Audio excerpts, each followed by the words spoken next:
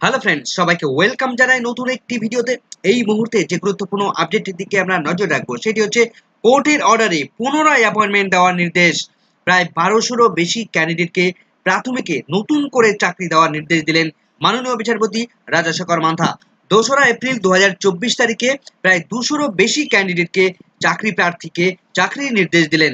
এখন এই কারা কারা নতুনভাবে চাকরি পেতে চলেছেন, তাদের কি কি এলিজিবিলিটি প্রয়োজন রয়েছে, কোন গ্রাউন্ডে, কেন তারা চাকরি পাবেন, কতদিনের মধ্যে তাদেরকে অ্যাপয়েন্টমেন্ট দেওয়ার নির্দেশ দিয়েছেন, অর্ডার কপিতে কি কি নির্দেশ দিলেন, বিস্তারিত অর্ডার কপির ব্যাখ্যা থাকবে এই ভিডিওতে। কোনো রকম স্কিপ না করে শেষ পর্যন্ত দেখতে থাকুন।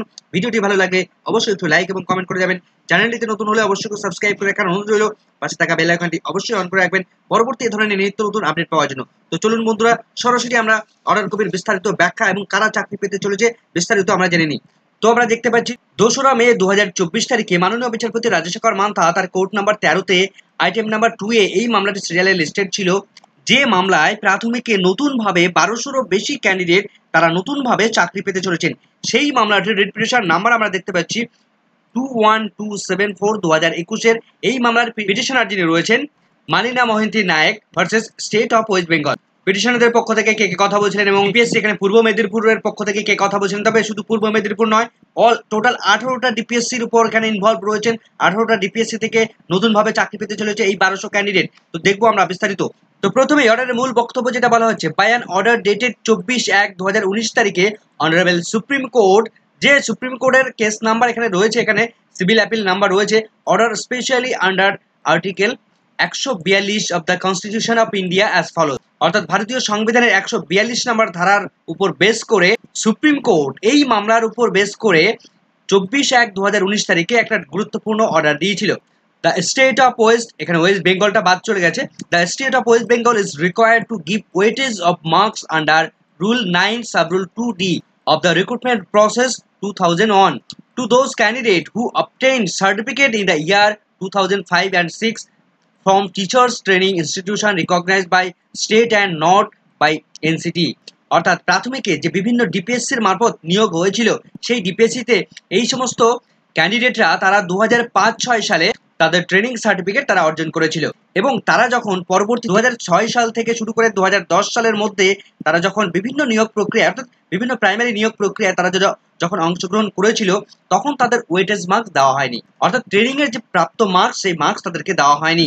তো প্রাথমিক নিয়োগের 2001 সালের যে রুলস রয়েছে, তার রুলস 9, তার রুলস 2D, তার যে সাব রুলস, সেই রুলসের উপর বেস করে এই সমস্ত ক্যান্ডিডেটের মার্কস দেওয়া উচিত ছিল। তো এই সমস্ত ক্যান্ডিডেটরা তারা ট্রেনিং কোয়ালিফিকেশন কোথা থেকে করেছিল? রাজ্য সরকার স্বীকৃত ট্রেনিং ইনস্টিটিউশন থেকে তারা তাদের ট্রেনিং কোয়ালিফিকেশনটা অর্জন করেছিল, কিন্তু সেটা নট বাই এনসিটি রিকগনাইজ তখন ছিল না, কিন্তু সেটা রাজ্য সরকারের অনুমোদন ছিল। পরের লাইনে আরো পরিষ্কার হচ্ছে, the recruitment process in question started in year 2006 and culminated in the year 2010, অর্থাৎ 2006 সাল থেকে শুরু করে 2010 সালের মধ্যে যারা নিয়োগ পেয়েছেন তাদের এই ট্রেনিং এর যে ওয়েটেজ মার্কস, সেই ওয়েটেজ মার্কস দেওয়া হয়নি। যারা রাজ্য সরকার স্বীকৃত ট্রেনিং ইনস্টিটিউশন থেকে ট্রেনিং কোয়ালিফিকেশন করেছে, যেটা এনসিটির অনুমোদন ছিল না। এবং সব থেকে গুরুত্বপূর্ণ যে অর্ডারটা এখানে দেওয়া হচ্ছে সেটা হচ্ছে, after adding the marks or the aforesaid training qualification, অর্থাৎ যে ট্রেনিং কোয়ালিফিকেশনে তাদের যে মার্কস রয়েছে, তাদের যে পর্যাপ্ত মার্কস রয়েছে, তাদের যে নির্ধারিত মার্কস রয়েছে, সেই মার্কস তাদের যদি দেওয়া হয়, তো দেওয়ার পর if the excluded candidates come within the zone of consideration, যে সমস্ত ক্যান্ডিডেটরা ইতিপূর্বে বাইরে প্যানেলের বাইরে ছিলেন, তারা যদি কনসিডারেশনের মধ্যে আসেন, কনসিডারেশন যাদের যদি করা হয়, অর্থাৎ মূল কথা হচ্ছে তারা যদি প্যানেলভুক্ত হতে পারে, যদি তাদের ট্রেনিং কোয়ালিফিকেশনের মার্কস দেওয়ার পর তারা যদি প্যানেলের মধ্যে ইনক্লুডেড হতে পারে, তাহলে অর্ডার যেটা দেওয়া হচ্ছে, they would be issued letter of appointment, তাদেরকে অ্যাপয়েন্টমেন্ট লেটার ইস্যু করার নির্দেশ দিচ্ছেন মাননীয় বিচারপতি Rajasekhar Mantha. The benefit granted to the candidates with the aforesaid training qualification add করার পর তারা যে বেনিফিট পাবেন, সেই বেনিফিটটা তাদেরকে দিতে হবে। And the consequent appointments would not disturb any of the appointments already made, অর্থাৎ ইতিপূর্বে যে সমস্ত অ্যাপয়েন্টমেন্ট গুলো দেওয়া হয়েছে, দিয়েছে বিভিন্ন ডিপিএসসি গুলো, সেই সমস্ত অ্যাপয়েন্টমেন্ট গুলো কোনো রকম ভাবে ডিস্টার্ব করা যাবে না, নট ডিস্টার্ব, অর্থাৎ প্যানেলভুক্ত যারা চাকরি করছেন তাদেরকে কোনো রকম ভাবে ডিস্টার্ব করা যাবে না, বা তাদেরকে কোনো রকম ভাবে বাদ দিয়ে এদেরকে ইনক্লুড করতে হবে, এমনটি কিন্তু নয়। এরপর যেটা বলা হচ্ছে, the state if required is to create supernumerary post and adjust the same towards future vacancy, অর্থাৎ যদি প্রয়োজন পড়ে তাহলে এই সমস্ত যে চাকরির নির্দেশ মাননীয় বিচারপতি দিচ্ছেন, সেক্ষেত্রে যদি প্রয়োজন পড়ে তাহলে তাদের ক্ষেত্রে নিউমেরিক পোস্ট ক্রিয়েট করতে হবে, এবং যদি প্রয়োজন হয় ফিউচার ভ্যাকেন্সি যেখানে ক্রিয়েট হবে সেই ভ্যাকেন্সিগুলো বর্তমানে এনে তাদেরকে অ্যাডজাস্ট করতে হবে বা চাকরি দিতে হবে। তো এমনটি অর্ডার ছিল সুপ্রিম কোর্টের। The aforesaid exercise was to be completed by the state within a period of 3 months thereof. অর্থাৎ রাজ্য সরকারকে নির্দেশ দিচ্ছে পরবর্তী 3 মাসের মধ্যে এই সমস্ত এক্সারসাইজগুলো কমপ্লিট যেন তারা করে। তো এই বেনিফিট কারা পাবেন, কাদের অর্ডার এই অর্ডারগুলো দেওয়া হচ্ছে?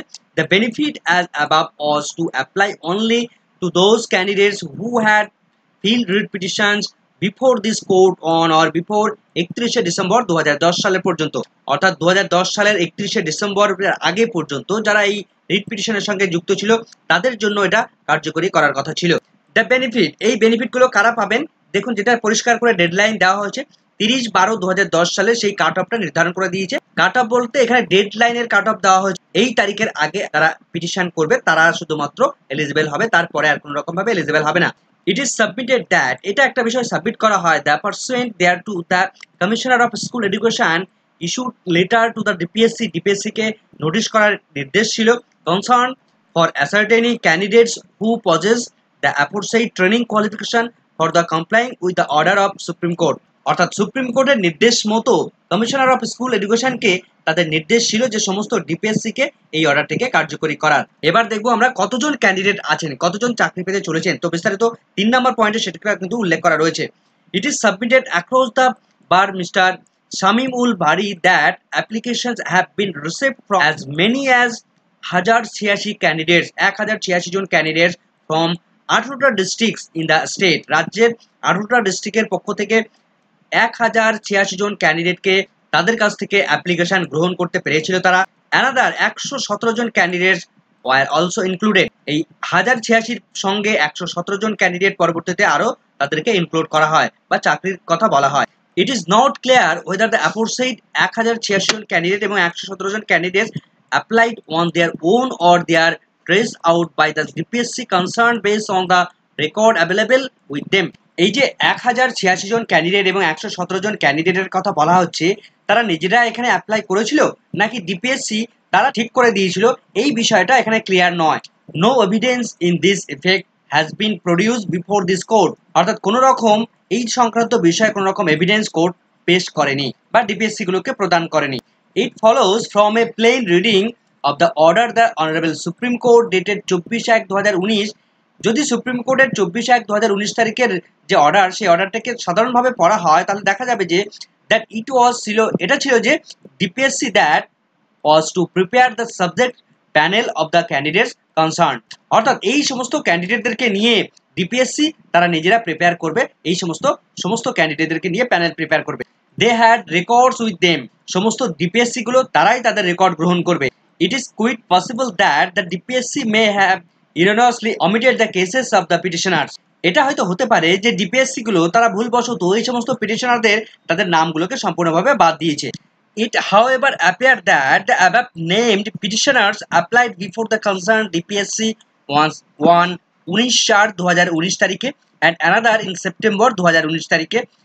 অর্থাৎ এই সমস্ত পিটিশনাররা 19/4/2019 তারিখে তারা এই সমস্ত পার্টিকুলার ডিপিএসসিতে তারা অ্যাপ্লাই করেছিল এবং তারা আবার পরবর্তীতে সেপ্টেম্বরের 2019 সালের সেপ্টেম্বরে গিয়ে আবার তারা অ্যাপ্লাই জানায়। There is a candidate who had applied in January 2020। সেখানে একজন ক্যান্ডিডেট তিনি জানুয়ারি 2020-তে গিয়ে অ্যাপ্লাই করেন।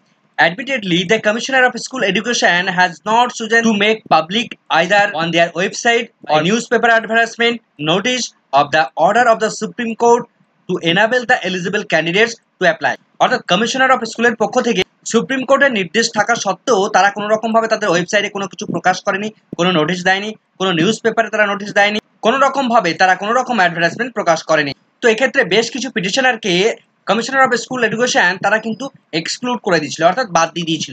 সুপ্রিম কোর্ট 24/1/2019 তারিখে যে অর্ডার দিয়েছিল সে বিষয়ে কোনো রকম মতভেদ থাকতে পারে না। এই মুহূর্তে সবথেকে গুরুত্বপূর্ণ যে নির্দেশ দিচ্ছেন মাননীয় বিচারপতি, যেটা বলা হচ্ছে in this circumstances the petitioner shall furnish a common list of their roll number. সেই সমস্ত পিটিশনারদের details roll number indicating participation in the aforesaid recruitment process. তারা যে এই রিক্রুটমেন্ট প্রসেসে তারা অংশগ্রহণ করেছিল সেটা তাদেরকে দেখাতে হবে।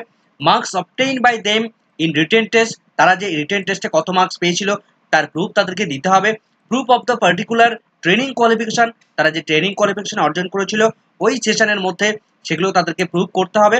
And the date of filing of their writ petitions along with this number of the commissioner of school education by 3rd May 2024, অর্থাৎ 3রা মে 2024 তারিখের মধ্যে এই সমস্ত যারা রিট পিটিশনার তাদেরকে সমস্ত ডকুমেন্টস প্রডিউস করতে হবে। কি কি ডকুমেন্টস? তাদের রোল নাম্বার, তারা যে রিক্রুটমেন্ট প্রসেসে অংশগ্রহণ করেছিল তার প্রুফ, তারা যে মার্কস পেয়েছিল রিটেন টেস্টে যে মার্কস পেয়েছিল তার প্রুফ দিতে হবে, তারা যে ট্রেনিং কোয়ালিফিকেশন অর্জন করেছিল তার ট্রেনিং কোয়ালিফিকেশনের প্রুফ দিতে হবে, এবং সেই সঙ্গে তারা যে রিট পিটিশনে অংশগ্রহণ করেছিল সেই রিট পিটিশনের তাদের যে নাম রয়েছে সেখানে তাদের সেই রিট পিটিশন কপি তাদেরকে দিতে হবে এবং সমস্তটা সাবমিট করতে বলেছে 3রা মে 2024 তারিখের মধ্যে। কপিস অফ অল ডকুমেন্টস, অর্থাৎ এই সংক্রান্ত বিষয়ে যে সমস্ত ডকুমেন্টসগুলো প্রয়োজন সেগুলো তাদেরকে সাপ্লাই দিতে হবে। Upon receipt of the said list along with the documents, সমস্ত ডকুমেন্টসের সঙ্গে the Commissioner of School Education shall verify the marks actually awarded. প্রত্যেক ক্যান্ডিডেট টু দ্য পিটিশনার্স, তারা যে সেই সমস্ত পিটিশনাররা তারা অ্যাকচুয়াল কত মার্কস পেয়েছিল সেটা তাদেরকে জানাতে হবে। And at the additional marks of the training কোয়ালিফিকেশনের যে মার্কস সেই মার্কস তাদেরকে অ্যাড করতে হবে। সমস্ত মার্কস অ্যাড করে তাদের টোটাল স্কোর তার সেখানে রেডি করে প্যানেল প্রিপেয়ার করতে হবে। এবং সব থেকে গুরুত্বপূর্ণ নির্দেশ সেখানে দেওয়া হচ্ছে, if upon inclusion of the marks of the aforesaid training qualification, এই ট্রেনিং কোয়ালিফিকেশন তাদেরকে অ্যাড করার পর any of the petitioners come within the zone of consideration, অর্থাৎ তারা যদি প্যানেলের মধ্যে আসতে পারে বা সেই সময় যে রিক্রুটমেন্ট প্রসেসটা হয়েছিল সেই রিক্রুটমেন্ট প্রসেসের প্যানেলের মধ্যে যদি তারা ইনক্লুডেড হতে পারে তাহলে the commissioner of school education even without further reference to this code shall issue letters of appointments to the writ petitioners with effect from 24/1/2019, অর্থাৎ সেই সমস্ত পিটিশনাররা যদি প্যানেলের মধ্যে আসতে পারেন তাহলে তাদেরকে অ্যাপয়েন্টমেন্ট লেটার ইস্যু করতে হবে, অর্থাৎ তাদেরকে সরাসরি চাকরি দিতে হবে এবং সেটা তাদের ইফেক্ট পড়বে, অর্থাৎ সেই চাকরিটা তাদেরকে কার্যকরী হবে 24/1/2019 তারিখ থেকে। এখন প্রশ্ন হচ্ছে, যদি প্যানেলের মধ্যে যদি কেউ ইনক্লুডেড না হন তাহলে তাদের জন্য কি ইনস্ট্রাকশন দেওয়া হচ্ছে, কোর্ট তাদের জন্য কি নির্দেশ দিচ্ছে? দেখুন, যেটা বলা হচ্ছে, if any of the petitioner, যদি কোনো petitioner do not come within the zone of consideration, যদি কোনো পিটিশনার যদি প্যানেলের মধ্যে ইনক্লুডেড না হতে পারেন তাহলে তাদের জন্য কি হবে, shall be communicated to each of them either directly or through their learned advocate or on record, অর্থাৎ যারা কনসিডারেশন মধ্যে আসবে না বা প্যানেলভুক্ত হবে না তাদের লিস্টও জানাতে হবে কোর্টকে, তাদের যে অ্যাডভোকেট রয়েছে তাদের অ্যাডভোকেটের মধ্য দিয়ে কোর্টকে জানাতে হবে। Let the aforesaid exercise be completed by the commissioner of school education, অর্থাৎ বা ডিপিএসসি, বাই 20 মে 2024 তারিখের মধ্যে সমস্ত প্রসিডিংটা কমপ্লিট করতে হবে ডিপিএসসি বা কমিশনার অফ স্কুল এডুকেশনকে। তারপরের দিনই লিস্ট দ্য ম্যাটার অন 21 মে 2024 তারিখ পরের দিনই শুনানির জন্য ফিক্সড করা হয়েছে। তো মাননীয় বিচারপতি রাজেশেখর মান্থা তিনি কিন্তু আবার নতুনভাবে এই 1103 জন ক্যান্ডিডেটকে চাকরি দেওয়ার নির্দেশ দিলেন। তো দীর্ঘদিনের বঞ্চনা, সেই সমস্ত প্রাণের সেই বঞ্চনার অবসান ঘটতে চলেছে। তো পরবর্তী আপডেট পেলে অবশ্যই আপনাদের সঙ্গে শেয়ার করবো। এই মুহূর্তে ভিডিওটি ভালো লাগলে অবশ্যই একটু লাইক এবং কমেন্ট করে যাবেন। চ্যানেলটিতে নতুন হলে অবশ্যই একটু সাবস্ক্রাইব করে রাখার অনুরোধ রইল। পাশে থাকা বেল আইকনটি অবশ্যই অন করে রাখবেন পরবর্তী এই ধরনের নিত্য নতুন আপডেট পাওয়ার জন্য। সকলকে ধন্যবাদ।